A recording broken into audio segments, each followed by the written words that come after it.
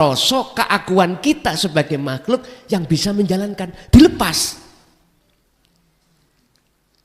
Terus tetapkan dalam hati jenengan, urip iki sing duweni peran. Allah ini yang melakukan. Bahasa sederhana, gerak sampean kali kula sebab digerakno Gusti. Lah Gusti Allah iku ning awak sampean. Idza sa'alaka ibadi anni fa inni qaribun. Muhammad dalem Gusti waraono umatmu ya. Siap. Yen ono umatmu takon, aku iki ning ndi? Terus Gusti Allah jawaban, fa inni qaribun. Aku iku dewekan. Bahkan aku iku ya ning jero ya ning jaba. Bahkan wa nahnu aqrabu ilaihi min hablil warid, lebih dekat dari urat leher. Waran ngono mat iki Gusti Allah sing dawuh. Sendika dawuh. Akhirnya nggih diwarai.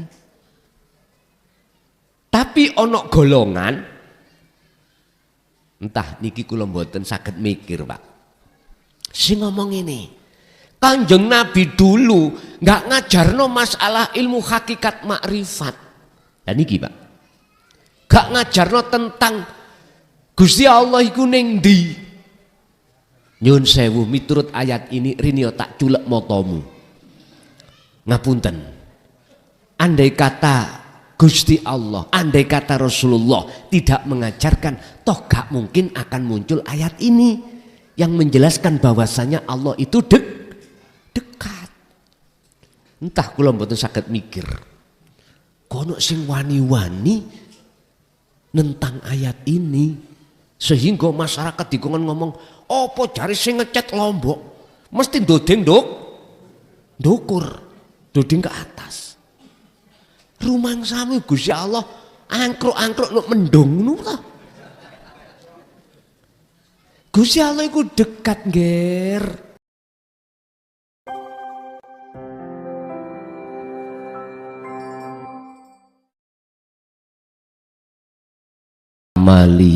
Amaliyah manakah yang di mata Allah itu berbobot, ternilai, atau yang disebut ibadah yang diterima. Di dalam ayat itu tidak disebutkan perincian satu persatu, tidak. Cuman Allah dawuh qala innama yataqabbalullahu minal muttaqin. Sak temene amaliyah sing diterima dening Gusti Allah yaiku amaliyah sing disarengi cahaya makrifat dateng Gusti Allah. Yang di dalam ayat itu disebut muttaqin. Amaliyah yang bersumber dari satu hati manusia yang dalam keadaan bertakwa. Bapak Ibu, disebut amal, jamak dari amal, itu sesuatu gerakan yang dilakukan oleh jasmani. Niki, satu perbuatan apapun yang ditimbulkan dari jasmani niku disebut amal. Lah, amal niki, ibadah niki, apakah diterima oleh Allah atau tidak, itu tergantung ahwal keadaan ruhaniyah jenengan kali kula. Lah, keadaan ruhaniyah semua manusia itu maceme wonten kalih. Kondisinya, keadaannya ada dua. Satu, keadaan hati makrifat datang Allah berarti bercahaya, terang. Ada yang hati makrifat pada selain Allah, berarti niki tidak bercahaya, artinya gelap. Gambaran hati bercahaya niku bagaimana, Pak? Bercahaya makrifat datang Allah. Gambaran sederhana. Sing sapa wonge tatkala amal ruhaniyah iku munculnya mingkol bin zahidin, hati yang condong terhadap Allah. Cara Qur'ani ini wajjahtu wajhiya, menghadap wajahnya Allah. Mongko wong iku atine orang ngaku-ngaku, orang ngimani yen laku jasmaniyah munculnya itu songko awai, tetapi songko Gusti Allah. Lah Gusti Allah yo ning awake pundi? Itulah alladzi subhanalladzi asra bi'abdihi.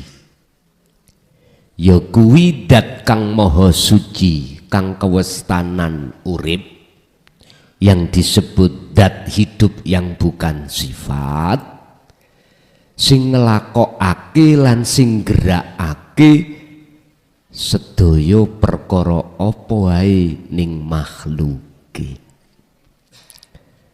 Dadi jenengan kali kula niki sing wonten muncul ning ati ini, yang muncul di dalam hati itu tidak ada iman kalau kita yang melakukan, tapi Allah. Niki gambaran. Tetapi keadaan hati manusia yang kedua adalah mingkol bin rohibin, hati sing makrifat, hati sing condong menyang selain Gusti Allah. Apapun amaliyah, apapun amaliyah, baik di dalam waktu sholat maupun di luar aktivitas sholat, semua itu disebut amal. Dan itu menjadi ibadah penyembahan si kawula menyang Gusti, diterima apa ora? Lah ngibadah teng mriku kepara kalih wonten ngibadah sing murni mahdhuf, wonten ibadah yang tidak murni alias ghairul mahdhuf. Murni contoh sholat, zakat, poso, haji dan lain sebagainya. Yang tidak murni kita kerja, kita makan, kita minum, kita bersosialisasi pada masyarakat. Itu ibadah yang tidak murni. Cuman pertanyaannya, keadaan hati kita ada di mana? Di nomor pertama tadi atau di nomor dua? Jelas yang keadaan di pertama mingkol bin zahidin, makrifatnya pada Allah. Yang nomor dua, jelas makrifatnya tidak terhadap Allah, otomatis ibadah baik murni atau tidak murni di mata Allah itu tidak diterima miturut surat Al-Maidah ayat 27. Nek cara Quran sing ati makrifat terhadap selain Allah niku ini wajahtunya, wajah ruhaniyah jenengan itu tidak wajhiyah, tapi menghadap terhadap sifati wajhiyah, sifatnya Allah. Apa? Lilladzi fatoros samawati wal, dadi nyembah madhep condong terhadap isinya langit dan bumi. Oleh sebab itu jenengan jangan heran kalau hati kita berkarakter mingkol bin rohibin atau condongnya terhadap selain Allah, waktu sholat iling babakan urusan dunya. Ampun heran. Di Quran loh Pak, sampai cari nggak akan ketemu. Waktu yang disebut nyembah, ngibadah, luwih-luwih sholat, itu ada perintah untuk menghadap terhadap selain Allah, nggak ada. Sehingga mengapa di dalam Al-Quran kalau kita bicara masalah nyembah atau masalah sholat,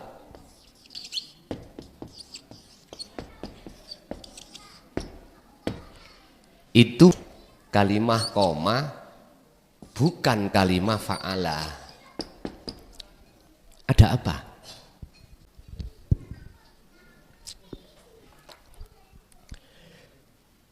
Di seluruh isi Al-Quran, kalau bicara masalah sholat, nyembah, menghadap, itu pasti memakai kalimah koma bukan fa'ala.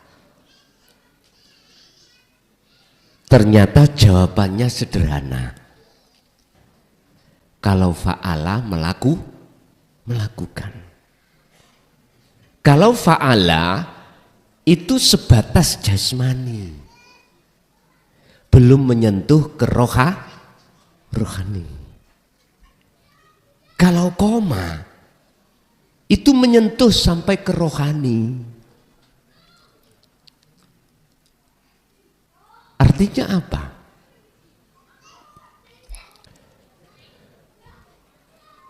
Manusia wajib, khususnya umat Islam yang sudah mukmin,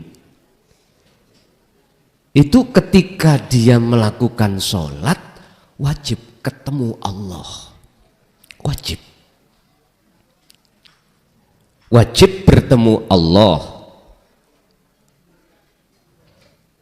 wajib makrifat datang Gusti Allah. Lah inilah sebab mengapa kita umat Islam, karakter kita ruhaniyah ini hanya memakai fa'ala prakteknya. Karena memang terbatas, sangat terbatas.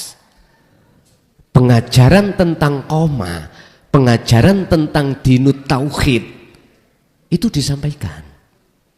Akhirnya kita sebagai umat menengah ke bawah, pengetahuan tentang koma, sholat yang bisa makrifat pada Allah itu minim dan tidak mengerti.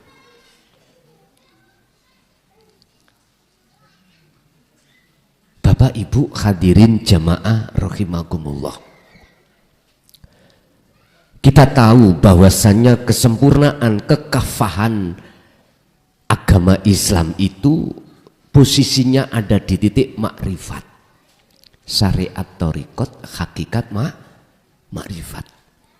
Tapi berhubung tentang keilmuan, pengetahuan, hakikat makrifat itu tidak disampaikan di tengah masyarakat umum, maka otomatis masyarakat itu tidak begitu mengenal, memahami tentang ruhaniyah kita pada Allah. Yang alasannya tidak disampaikan berbagai macam.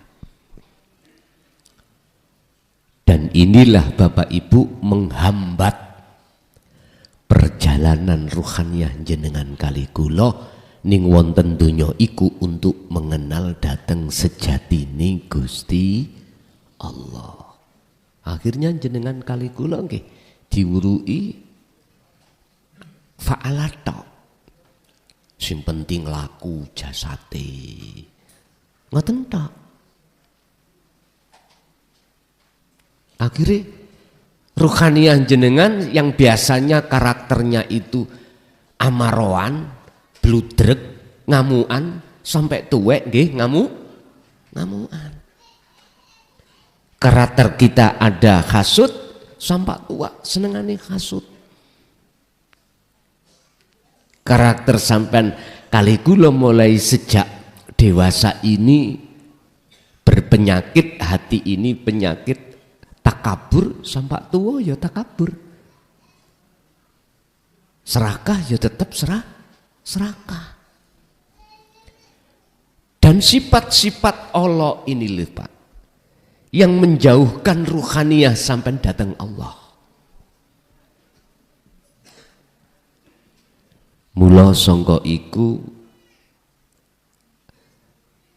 sinten yang mau disalahkan? Nggak bisa kita menyalahkan masyarakat, nggak bisa. Lawang kita itu memang namung dicekoi, hanya dididik tentang ilmu akmal, ilmu jasmani, ilmu syariat saja. Akhirnya nggak bisa.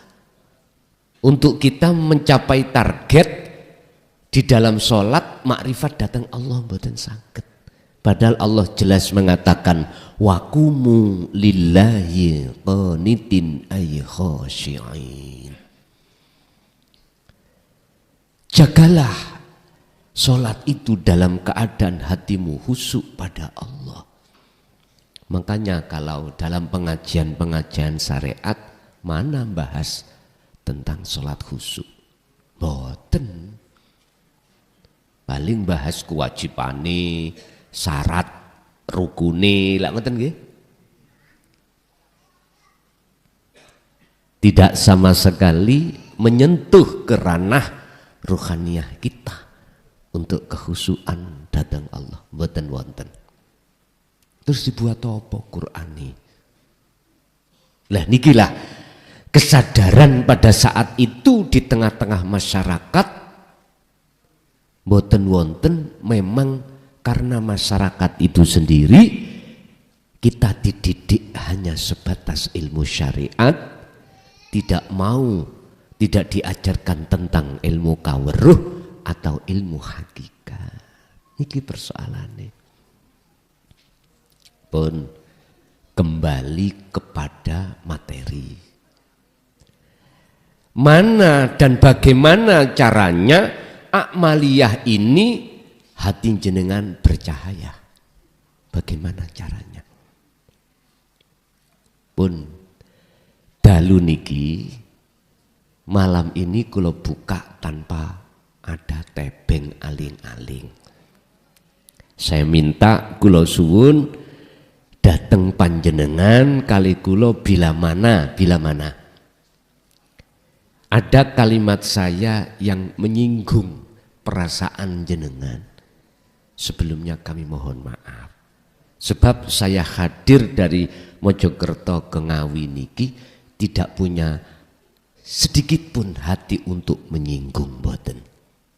Saya hanya introspeksi diri saya pribadi. Jadi saya tidak mencari celo ilat orang lain. Kita ngaji duduk di sini hanya mencari celah hati kita masing-masing. Tidak mencari celah ilat penyakitnya orang lain, tidak. Sekali lagi kita ngaji ini cuman untuk mencari kesalahan hati kita pada Allah masing-masing. masing-masing. Mboten mencari celahnya orang lain. Pun. Al-a'malu utawi setiap amaliyah apa wae. Napa mawon? Iku suwarun qaimatun ka ono gunane. Nyun sewu. Mpun ditingali dari pandangan kacamata syariat. Makalah ini. Jangan dilihat dari kacamata syariat. Fisik jangan. Lihatlah dari kacamata hakikat ruhaniyah. Setiap amaliyah apapun baik yang dikatakan ibadah murni atau tidak murni, di mata Allah itu tidak berguna, tidak bermanfaat. Berarti akmal kita tuas akmal. Ngapunten. Sekali lagi saya mohon maaf. Perbuatan amaliyah yang kita sebut ibadah macam apapun di mata Allah itu tidak ada gunanya. Ingat di dalam kitab Ihya Imam Ghazali ya, karangane iku Imam Ghazali Muhammad bin Muhammad ibnu Ahmad Al-Ghazali. Iku ditukani Gusti Allah. Ghazali, adanya kau kumasukkan ke rahmatku, surgaku bukan sholatmu, bukan ibadah lainnya, bukan. Tapi karena satu, ketika saat kau menulis mushaf ilmu Ihya, di situ pernah terjadi kau membiarkan silalat minum mangsi di asbakmu dan kau biarkan dan kau terdiam. Hanya persoalan itu.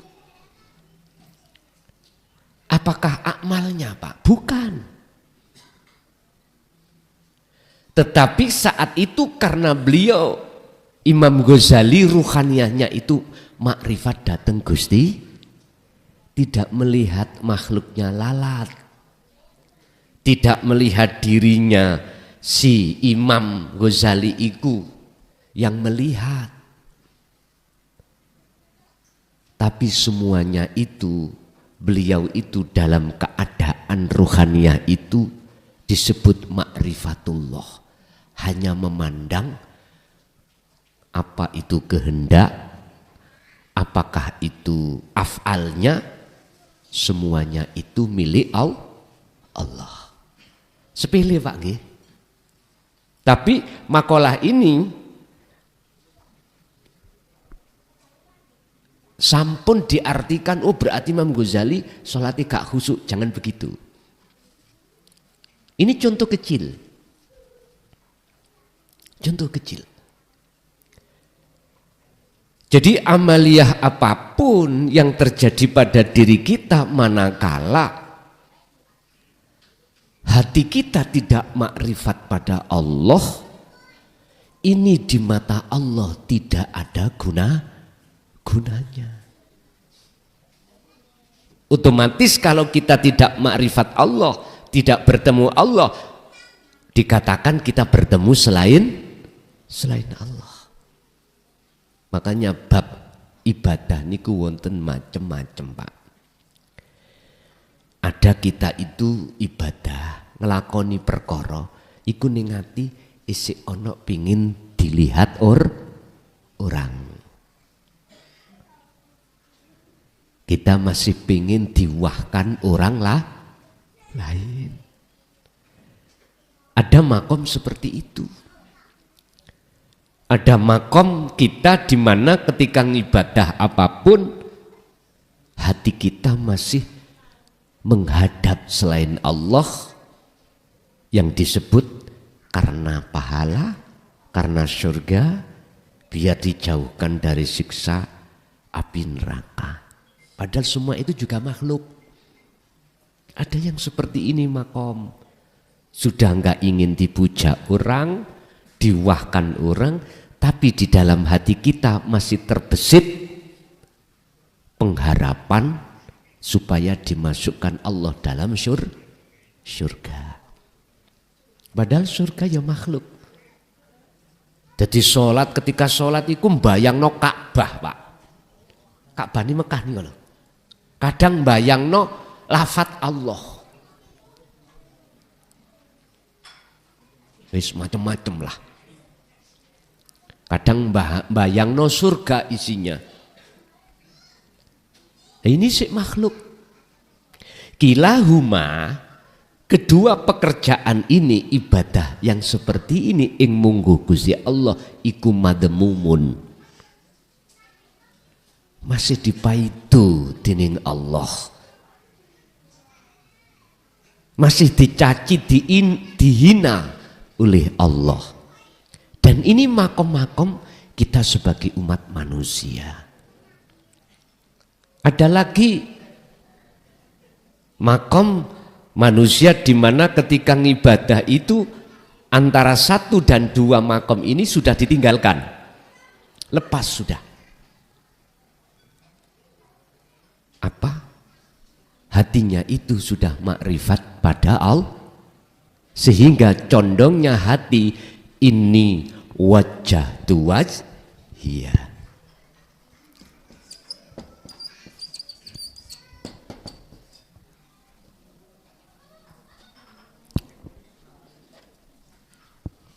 Keliru spidol Pak niki Pak.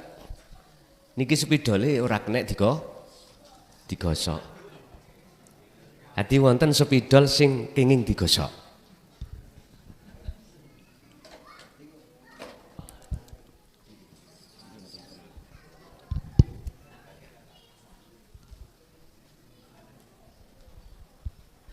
Ada seseorang wajahnya itu menghadap sejatining Allah disebut wajiyah, wajah Allah. Ada seseorang itu wajah rohnya itu menghadap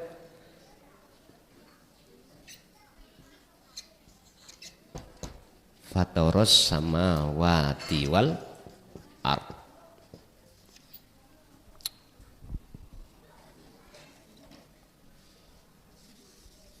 Podo gak kena. Oh mungkin papane ya. Papane njok ganti sing halus.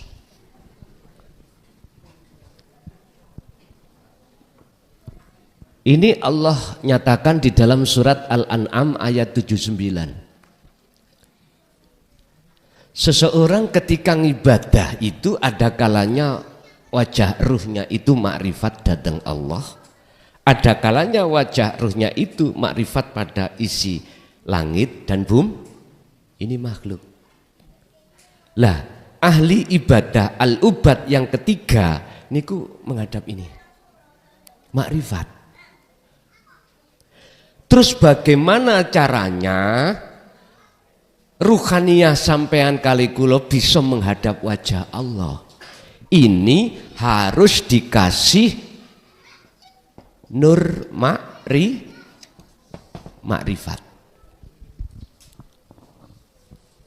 Terus bagaimana caranya hati jenengan ini ada nur makrifatnya? Pun setiap amaliyah apapun itu enggak ada gunanya di mata Allah apabila ketika jasmani melakukan ibadah tapi ruhani jenengan menghadap makhluk. Bagaimana caranya ibadah jenengan itu di mata Allah itu bernilai ibadah yang diterima. Tadi surat Maidah ayat 27 Allah katakan innama yataqabbalullahu minal muttaqin. Ini potongan ayat. Iku mengkisahkan antara Qabil dan Habil. Sesungguhnya amaliyah yang diterima oleh Allah hanyalah amaliyah yang didasari hati yang bertakwa. Hati yang bertakwa adalah hati yang bercahaya makrifat. Sekarang pertanyaannya, bagaimana caranya waktu ngibadah hati jenengan ada cahaya makrifat? Gampang nek ngomong. Shallu ala Nabi Muhammad. Tapi ingat, sampean belajar ibaratnya wong ngomong anak ada burung di atas kira-kira 10 meter. Ngomong gampang, bedil ini kalau gampang kena 10 meter. Andai kata jenengan tidak sebelumnya latihan bedil, ora iso. Ngomong gampang 10 meter. Tas, langat ini. Coba jenengan mulai kecil nggak pernah megang bedil, disuruh bedil. Bedil manuk ae lho, gak usah bedil api, gak usah. Nek bedil api tambah wangel karena ada getaran. Dengan getaran itu akhirnya nggak fokus. Bener kaitannya dikeker. Oleh karena ada getaran berarti senjata, terus efek peledak amunisi, akhirnya goyang. Nggak percaya, jajal. Masalah kula dhisik nggih pun latihan ngoten niku. Nek bedil manuk mboten sepinten, tidak getaran gak sepiro. Iku kalau kita tidak latihan terlebih dulu susah Pak. Susah. Sama. Semuanya ngomong gampang Pak. Tapi ketika praktek kalau kita tidak latihan dulu susah untuk bisa mendatangkan cahaya makrifat. Pun sekarang malam ini kula ngomong gampang supaya jenengan-jenengan cek mboten merasa berat dalam latihan. Pun bagaimana caranya hati jenengan itu selalu cahaya makrifat itu datang menyala, lebih-lebih ketika saat ibadah. Sebab apapun jagate dunyo iki, apabila tidak ada cahaya terjadinya gelap gulit. Wong Jawa ngarani peteng dedet.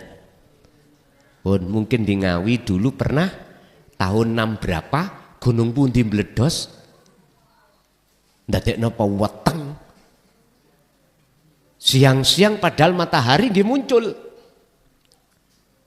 Gunung napa? Krakatau apa gunung ndi Pak ya? Nek Mojokerto terjadi. Wong kula sik cendil.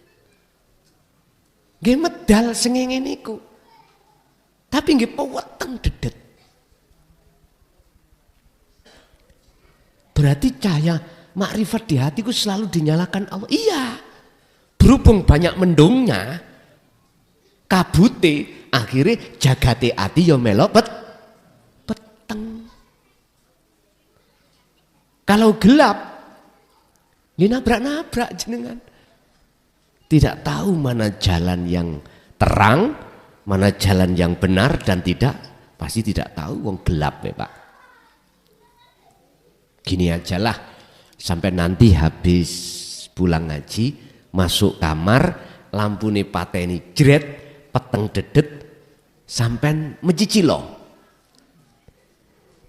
Ketinggal garwa sampai ndelojor mboten. Mboten ketinggal. Kita tidak akan pernah bisa melihat apapun di depan kita. Ibaratnya seperti itu Pak, keadaan jagate hati kita. Jagate hati sampean kali kula niki tanpa batas Pak. Nek donya berbatas, nggih masjid ae ono batese. Kalau jagatnya hati tidak terbatas. Lho iku lho gelap. Akhirnya nggih penduduknya nggih deladap. Oh bahasa Indonesia deladap. Melaku kesasar-sasar itu namanya deladap. Bingung, namanya bingung. Ya seperti itu. Terus pertanyaannya, bagaimana cahaya makrifat di dalam hati jenengan itu tidak terpengaruh dengan keadaan mendung-mendung iki? Mendunge kudu diilangi, hijabe kudu ilangi. Yang bisa menghilangkan cuman Allah. Nurun ala nurin yahdillahu linurihi mayyasha. Allah hanya menghendaki hamba, yang hamba itu cahaya makrifatnya itu bisa merubah seluruh kahanan gelap menjadi terang. Hanya hamba yang dikehendaki. Siapa hamba yang dikehendaki? Hamba sing gak ngomong tok, tapi hamba juga melakukan. Untuk di situ apa yang harus kita lakukan? Pun sampai catet gawe modal sampean sowan ing ngersane Allah. Wa arwahuha wujudu siril ikhlas. Akmal iki Pak, ibadah itu kudu sampean kasih roh, harus sampean kasih nyawa. Apa ruhnya akmal? Apa ruhnya ibadah? Disebutkan yaiku wujudu sirril ikhlas, wujudu sirri ikhlas fiha ing dalam amal. Yaiku kudu nekakno wujude rahasiane ikhlas. Sederhana Pak. Siril ikhlas iki disebut cahaya makrifat. Muncule niku sing bisa menghilangkan seluruh hijab mendung-mendung iku hanya karena jenengan iki meletakkan rahasianya ikhlas di hati jenengan. Pundi mana rahasia ikhlas iku? Pun ngeten. Jenengan apa yang muncul dan timbul, kemauan, perilaku yang terjadi pada diri jenengan, jenengan iki atine gak duweni iman, tidak beriman kalau jenengan yang melakukan. Tapi sopo? Urip ning jero jenengan. Yang urip iku bukan jenengan. Ya kuwi sejatining Gusti pun iku carane. Gampang nggih? Cara Bu. Prakteke yo napa? Prakteke. Ngeten. Prakteke ngeten. Mengki sampean praktekno waktu napa mawon. Akal jenengan lepaso urusan dunya. Walaupun iku utange akeh. Ya. Masalah-masalah iku bertubi-tubi, lepaso. Kosongno akal jenengan sangka dene hal-hal itu. Iki mboten saged. Kalau tidak dibarengi hati jenengan melepaskan diri jenengan. Niki tetap sik mlebu mawon. Utang sik mlebu. Apa maneh benjing ditagih, mlebu maneh. Wayahe kredite kudu dibayar. Ini akan hilang musno manakala disertai dibarengi pelepasan hati jenengan, pelepasan keakuan jenengan. Wa idh qala Musa liqaumihi. Tatkalane Nabi Musa rawuh di tengah-tengah kaume, Nabi Musa dawuh, ya qaumi, he kaumku, innakum sak temene sira kabeh iku dolam tum dongani ngoyo sira kabeh menyang dirimu sendiri, anfusakum ing awak dhewemu. He kaumku, awakmu iku ndolim nang awakmu. Dolime awakmu ning awakmu iku padha karo ndolimi awakmu nang Gusti. Bentuke napa ndolimi kaum itu? Bittikhadikumul ijla, mengadakan perkara sing ora ana, mengadakan perkara sejatinya yang tidak ada. Kula wangsuli milih mengonokno perkara sing ora ana sejatine. Sinten Pak perkara sing ora ana sejatine? Sakliyane Gusti, dengan bentuk ya napa? Hatine kaum iku mang Pak merasa keakuan diri makhluk iki, duwe ini, duwe iku, iso iki, iso ngunu, iso ngene. Akhirnya jenengan sholat iku merasa bisa sholat. Krana sholat iku diakoni sholate dhewe. Niku lho maksude ndolimi ning awake. Sebab sapa wong ndolimi ning awake, mongko betul-betul wong kuwi ndolimi nang Gusti Allah. Kalau di dalam ayat itu mau maksudnya bittikhadikumul ijla, dengan bentuk umat Nabi Musa iku nyembah sapi utawa anake sapi disebut. Mangkane iki Dzulhijjah ayo dibeleh. Cuman umat Islam beleh sapi dohir, sapi batine dijarno lemu-lemu Pak. Dan sapi jero iki ora iso mati. Bendino mangan, bendino njaluk bagian. Akhirnya waktu sholat diakoni, sholatku lho iki. Berarti sapine oleh suket. Mangan terus Pak. Ya napa oleh gak getot Pak. Keadaan ruhaniyah akhirnya jadi budaknya hawa nafsu ngene iki. Bittikhadikumul ijla. He kaumku, marenono kelakuamu. Ndang lekas tobato ila bariikum maring Gusti kang dadekno awakmu. Ya urip ning awake. Carane ya napa?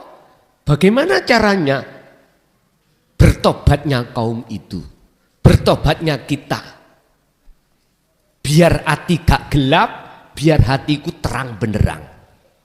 Faktulu anfusakum, bunuh diri yo. Mbun dimaknani teko ngaji mulih gantung. Wah, soro iki. Aku dituntut. Faktulu do matenono sira kabeh anfusakum ing awak dhewe sira kabeh. Iki ayat ini bahaya loh Pak. Kalau tidak membuka Al-Quranul Qadim, buka Al-Quranul Karim tok bahaya. Akhirnya diartikan bunuh diri. Loh ini sering terjadi. Ngajine tak sawang-sawang, mantuk-mantuk. Tapi mari mantuk gak balik. Iku jenenge keturon. Akhirnya mantuk pahamane bunuh diri. Akhirnya ada uang 50.000 beli tampar. Peneret wis terus Gusti tobate carane bunuh diri. Wah payah iki. Gini loh Pak maksudnya ayat. Faktulu anfusakum iku dalam hati jenengan lepasen rasa pangrasa keakuan kita sebagai makhluk yang bisa menjalankan, dilepas. Terus tetapkan dalam hati jenengan urip iki sing duweni peran. Allah ini yang melakukan. Bahasa sederhana, gerak sampean kali kula sebab digerakno Gusti. Lah Gusti Allah iku ning awak sampean. Idza sa'alaka ibadi anni fa inni qaribun. Muhammad dalem Gusti waraono umatmu ya.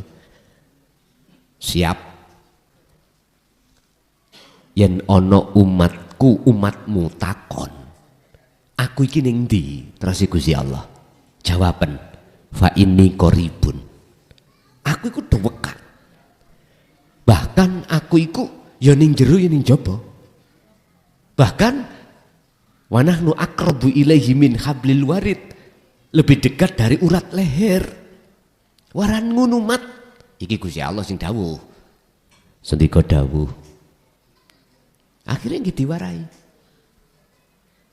Tapi ono golongan, entah niki kula mboten saged mikir Pak. Sing ngomong ini, Kanjeng Nabi dulu nggak ngajarno masalah ilmu hakikat makrifat. Dan niki Pak, gak ngajarno tentang Gusti Allah iku ning ndi. Nyun sewu miturut ayat ini rini tak culek motomu. Ngapunten. Andai kata Gusti Allah, andai kata Rasulullah tidak mengajarkan, toh gak mungkin akan muncul ayat ini yang menjelaskan bahwasanya Allah itu dekat. Entah kula mboten saged mikir. Kono sing wani-wani nentang ayat ini sehingga masyarakat dikon ngomong, "Apa jari sing ngecat Lombok mesti ndodeng ndukur, dodeng ke atas." Rumangsamu Gusti Allah angkruk-angkruk nuk mendung ngono ta. Gusti Allah iku dekat, Nger. Dekat, bahkan dekate iku luwih idek lebih dekat dari urat leher. Bahkan surat Al-Hadid Allah katakan wal awal wal akhir wad dhahir wal batin. Gusti Allah njaba jero. Waqala aidan kuwadah ayat-ayat yang menjelaskan tentang Allah itu tidak hanya dekat, bahkan lebih dekat. Innallaha bikulli syai'in muhit. Ada ayat yang mengatakan bahwasanya Allah itu melimputi atas segala sesuatu. Iso ndodeng ndukur. Gusti Allah ning ngarepe lho. Umpama banyolan ngene. Gusti Allah iku muring-muring. Umpama kula ngomong, Gusti Allah yang menguasai arsana akan mengijabahi penjaluanmu. Umpama Gusti Allah umpama banjol, mesti mesu mbok nian. Aku iku ngarepmu iki lho. Lah apa ndodeng ndukur. Ngono, umpama guyon. Tapi Gusti Allah iku Maha Pengampun. Mengapa kita tidak tahu? Karena mata hati kita masih gelap. Tidak ada cahaya makrifatnya. Terus bagaimana cahaya makrifatnya itu mencorong hati sampean di setiap aktivitas atau disebut ibadah? Caranya sederhana Pak. Wis. Akal iki lepas Pak. Sangka dene urusan dunya. Akal iku akan bisa lepas dengan urusan dunia manakala disertai dengan pelepasan hati songko pengakuan makhluk sing duwe ini sing duwe itu yang bisa ini bisa kalau itu nanti sudah jenengan terjadi pelepasan sing mesti itsbat apa ketetapan hakul basiroh apa keakuannya Allah urip iki sing bisa ini bisa itu, punya ini punya itu. Nek ati sampean wis ana kene, mongko sing terjadi ning ati sampean adalah maknyes rasa damai. Ala bidzikrillahi tatmainnul qulub. Ngene iki sing disebut dzikir niku. Yang disebut dzikir yaitu ada satu kesadaran mutlak dalam hati sampean kalau selain Allah itu tidak bisa opo-opo, nggak punya opo-opo. Karena status kita itu tidak ada. Makanya perkara yang tidak ada itu mesti gak bisa opo-opo, yo gak punya opo-opo. Ini nek kurang jelas yo mbur estu lho ya. Kula mawon ngangsu ilmu kawruh nangene abah kula mboten dijelasno ngene. Dijotosi sing ya. Wong takone digepuki kancinge lawang. Wis rungokno ayo aja kakan cocot. Ngono. Dadi awak dhewe dadi santri ini ya wis meneng ae. Mlebu kuping kiwa metu kuping. Piye maksude? Pak, kula niki punya jamaah tahun 2000 sampai 2005. Kula niki bahas tentang ilmu sejati. Bahas tentang ilmu tauhid. Ilmu kawruh niki, tapi dengan bahasa menirukan bahasa mursyid kula dhewe, yaiku abah kula, bahasa isyarah. Kula takoki 5 tahun. Niku jamane kula niki santrine gur lanang tok, Pak. Kula mboten nrimo santri wedok. Nggih tuwek-tuwek. Pak, Mbah, jenengan paham Mak 5 tahun. Keterangan sing kula sampekno. Jawabane mboten ngomong, Pak. Ngeten. Ya Allah, wis padha. Aku biyen yo ngono, Pak. Ngoten niku ndadekno ati kula gresah, Pak. Walaupun di situ saya tahu semua karena Allah, tapi sifat manusiawi basariah niki nggih gresah. Akhirnya metu unek-unek ngeten. Kaya minteri Gusti Allah. Gusti Allah tak wuruki. Ngene iki cara bahasane ngoten. Kartoloan guyon. Gusti nek kaya ngene modele kapan paham-pahami? Niku Mbah Nyol. Nggih. Nyuwun izin Gusti. Kula gelar mboten isyarah tapi maknanya aja. Ben jelas. Dos pundi? Jawabane sederhana, Pak. Nek gelem gulumu dipedhot. Ngoten niku nek tiyang sakniki lak mikir piye anakku, piye bojoku lak ngoten nggih. Lah kulo dipedhot. Ternyata bukan maksud zaman nalika itu secara fisik diputus, tidak. Jenengan dipedhot, diputus dengan urusan-urusan dunya. Tidak hanya secara ruhaniyah tetapi juga secara jasmani. Bicarane diturokno Gusti Allah meh setahun. Berarti kan gak eling apa? Nggih to? Coba sampean tilem. Lah gak kelingan utang. Mboten kelingan maem, mboten kelingan kesenangan dunya. Aku iki turu nek ndukure stream bed apa nang ngene pring ya. Wis mboten mikir. Nek wis turu kan wis mboten enten, Pak ya. Diturokno gedene sakmono meh setahun. Akhirnya masyarakat kula ngomong, Guson saiki gendeng. Ini turu ya apa ya? Apakah kurang lama Ashabul Kahfi di dalam gua? 300 lebih tahun. Kula lho namung meng setahun mboten enten, Pak. Setahun tidak ada. Sebab kula ajenge tilem iku kula bunderi. Sing jenenge tanggalan iku. Wis meneh aku mulai turu. Kula bunderi. Terus sadar-sadar Kula hitung. Loh. Oh berarti gak ono setahun. Sik sakmono.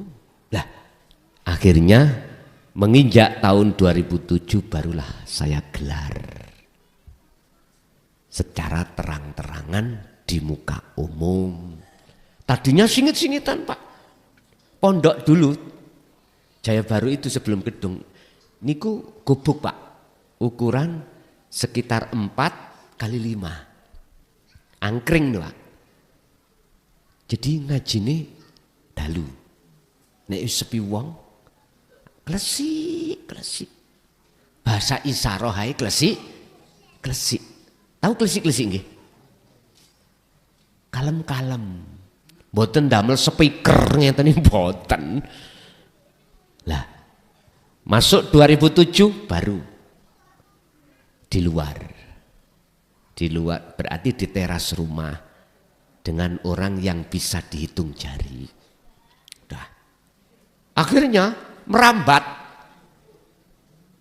di luar.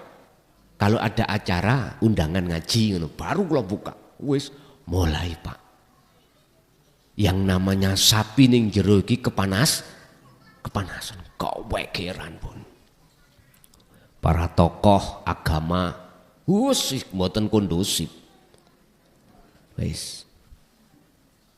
Dan itu memang proses saya yang harus saya lewati. Akhirnya detik niki jenengan kalih kula niku sudah terang benderang, artinya ilmu itu tidak dirahasiakan lagi.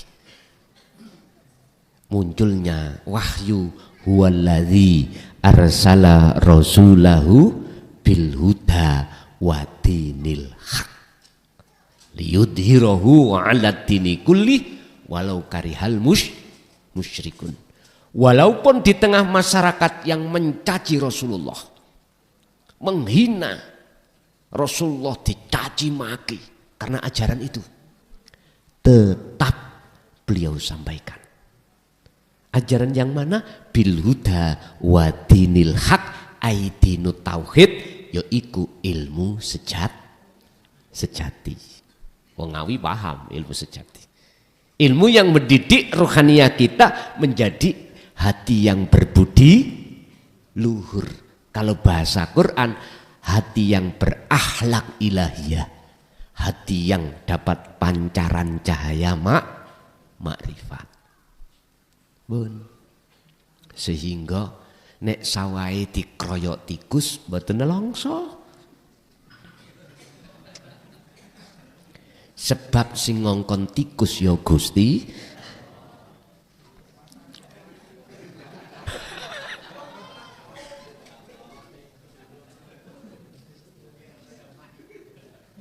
Ngawi sak mangke panen tikus. Saya tadi melihat lewat jalan kok ada lampu merah-merah biru. Iki nyapa? Kula kinten tiyang pados kodhok. Ternyata kula wau tangklet dateng Mbah Yai, napa? Niku njerati tikus. Engko samarku sing jerat melok kejerat.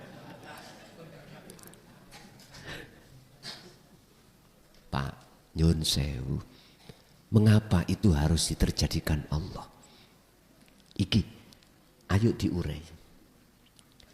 Mengapa itu harus diterjadikan Allah? Di saudara kita yang ada di Ngawi, ada apa? Padahal Pak, nyun sewu, kula tangklet riyen. Jenengan niku makhluk napa mboten? Tikus niku makhluk mboten?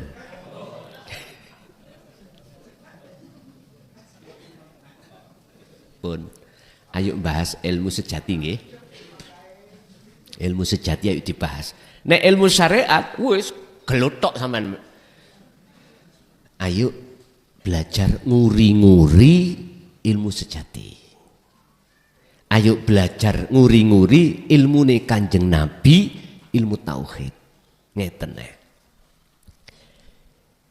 Kita sejak kecil Pak, sebetulnya wis dididik oleh orang tua kita tentang status kita bacaan la haula wala quwata illa billah. Bacaan ini wis diunekno. Cuman prakteke isine la haula itu tidak kita ketemukan. Ternyata ngeten. Kita makhluk ini la haula tidak ada, tidak bisa punya daya upaya untuk melakukan apapun. Coro tikus sendiri tidak punya daya upaya untuk merusak tanaman atau makan tanduran. Enggak ada. Kita pun tidak punya daya upaya untuk nandur pari. Enggak punya. Asli nih loh Pak, yo, ayo kita bilang asli nih. Wala quwata, makhluk itu juga tidak punya kekuatan untuk bisa menanam padi. Sama dengan tikus. Tidak ada bisa tikus daya upaya untuk merusak, untuk makan padinya. Enggak ada. Bila mana itu terjadi semata-mata illa bil. Karena hidup, karena urip. Baik yang ada pada diri kita, makhluk manusia, ataupun di makhluk tikus. Dan hidup yang ada pada diri kita manusia makhluk dan diri makhluk tikus iku la farqa bainahum. Tidak ada bedanya bagi siapa? Bagi syuhudul wahda fil kasroh. Bagi hati ruhaniyah yang sudah mengesahkan Gusti. Bagi yang belum bisa mengesahkan, tidak bisa Pak. Maka gak salah bagi kita yang belum mengesahkan terus pasang setrum. Gak salah bagi kita yang belum mengesahkan sampai pada keesaan Allah. Nyun sewu Pak. Napa? Diubupi apa itu? Belerang dan sebagainya dengan harapan cek metu terus digayapu ilang ngoten nggih mati. Nyemprot wereng. Mboten salah. Niku memang hukum syariat. Tapi iki gak mari, Pak. Isoke mari yo napa? Isoke mari. Situk jawabane. Ojo dipateni tikus iku. Ojo gregeten atimu ambek tikus. Ridho ikhlas kuwi menyang gesang. Carane apa?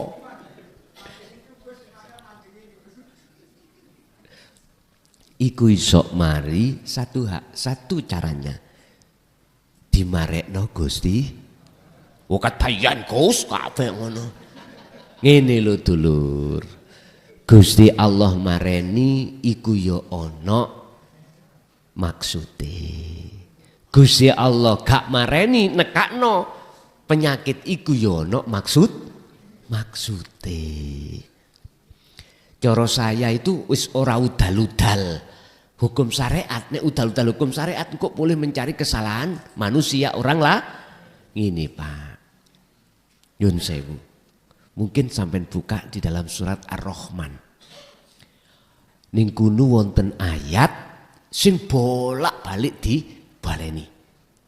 Fabi ayyi ala rabbikuma tukadziban. Wis tah, iki cara Gusti Allah dawuh. Nikmat apalagi yang kau dustakan dari aku.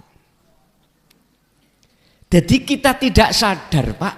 Iso ambekan iku sebab diambekno Gusti. Kita bisa nyawang rungu berjalan apapun karena sebab dilayani Allah.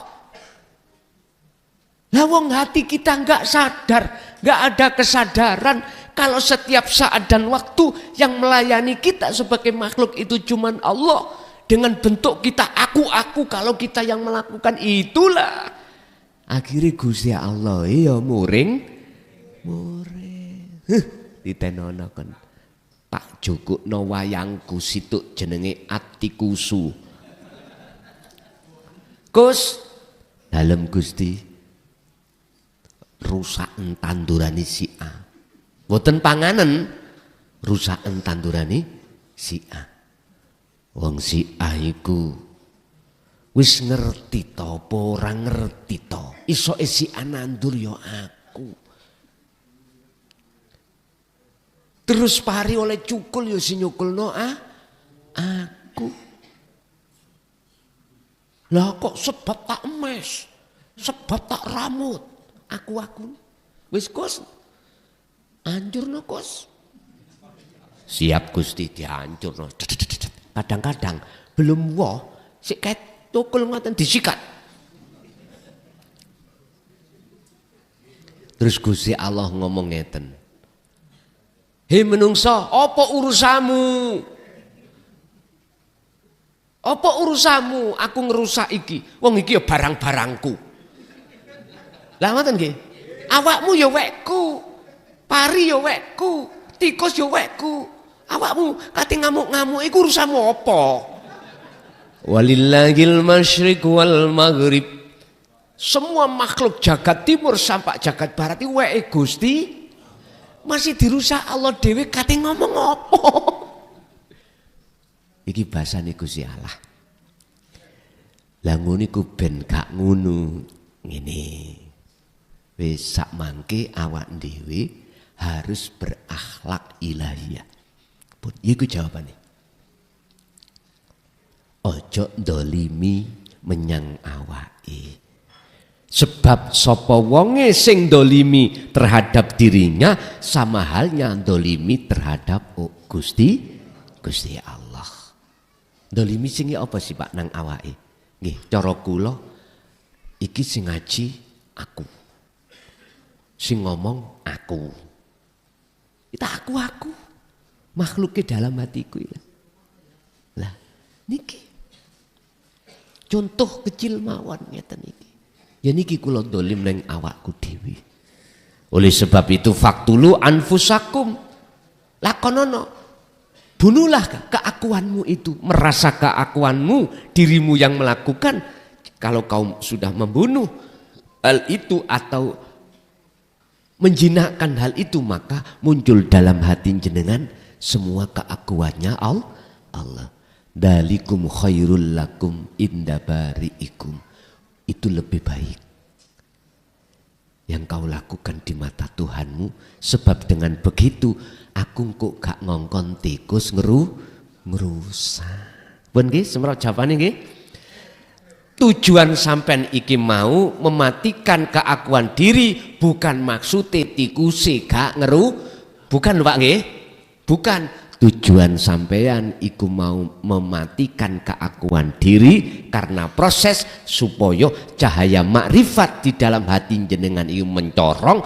Dengan begitu maka ruhaniyah sampean menghadapi makrifati betul-betul menyang Gusti.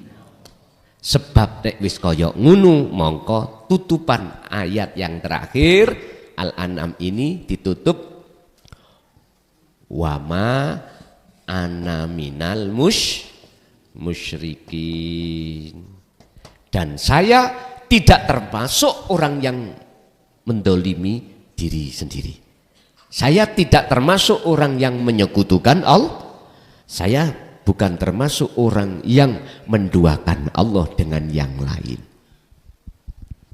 Tapi kalau wajah tune awak dewi madhep samawati wal ard, maka manafinya tidak ada. Akhirnya artinya dan saya termasuk orang yang menyekutukan Allah. Sampai benjut ya ora iso teko makrifat itu. Cahaya makrifat ora iso teko. Akhirnya ruhaniyah sampean kali kula kegolong ruhaniyah yang gelap gulita. Fi qulubihim maradun fazadahumullahu marodo, yaitu hati yang berpenyakit. Akhirnya riak muncul, takabur muncul, hasud muncul, apapun sifat-sifat yang jelek itu muncul Pak. Niki mesti wong iki nek mati akhirnya suul khotimah. Wis naudzubillah. Tapi kalau hati sampean sudah betul-betul wajah tu wajia, mesti sedone husnul khotimah. Gak ate amin ya wis mesti. Wis mesti. Niki ilmu sejati, ilmu kaweruh, ilmu tauhid itu memakai hukum pasti, mboten memakai hukum insya Allah mboten. Kalau kita masih di syariat, hukumnya harus insya Allah. Bila mana Allah menghendaki ya mesti terjadi, kalau tidak menghendaki ya tidak. Lah BBE berarti di antara dua hukum iya atau tidak kita belum tahu. Karena hukum BE. Nek Allah ngersakno ya terjadi, nek ora ya ora. Makanya mboten angsal, tidak boleh kita yang bersyariat itu memakai hukum pasti, nggak boleh, harus insya Allah. Nggih, Bapak Ibu hadirin, kesimpulannya muncul cahaya makrifat dalam hati sampean harus ikhlas. Carane muncul ikhlas, hati sampean tidak merasa jenengan yang melakukan. Sapa? Ya Gusti Allah yang melakukan. Barulah itu ikhlas. Sak temene gak rumangsa melok duwe, ya ora rumangsa iso agawe. Baru itulah akan muncul ikhlas. Bapak Ibu hadirin jamaah rahimakumullah, materi sudah kusampaikan yang berjudul Amaliyah yang bercahaya. Itu tadi ayatnya surat Al-Maidah ayat 27 ya. Sesungguhnya ibadah amaliyah yang diterima oleh Allah, ibadah yang bersumber dari hati yang bertakwa. Lah bertakwa itu bersumber dari tiga hal, ilmu, amal, istiqomah. Ini namanya takwa. Ilmu yang dimaksud adalah ilmu sejati, ilmu tauhid, ilmu yang mengajarkan hati untuk mengesahkan Allah. Amal ini adalah praktek, istiqomah terus menerus, barulah muncul cahaya makrifat atau ikhlas.